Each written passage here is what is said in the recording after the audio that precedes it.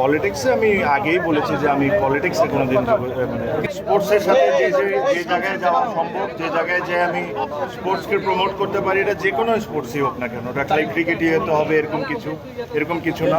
এই যে আজকে এখানে ফুটবল রুমন ভাই সুন্দর একটা উদ্যোগ নিয়েছেন, বিভিন্ন জায়গায় খেলাধুলা করা বা অন্য কোনো কিছু পশু পাখি নিয়েও আমি একটা প্রোগ্রামে গিয়েছিলাম রুমন ভাইয়ের রিকোয়েস্টে।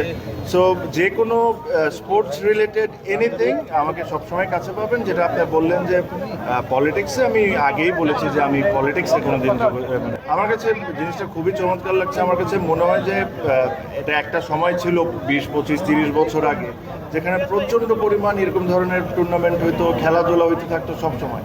ফর সাম রিজন এটা আস্তে আস্তে এটা কমে যাচ্ছিল, বাট এই জিনিসটা আবার দেখে খুব ভালো লাগতেছে। ওই দিনগুলো আবার ফেরত আসতেছে।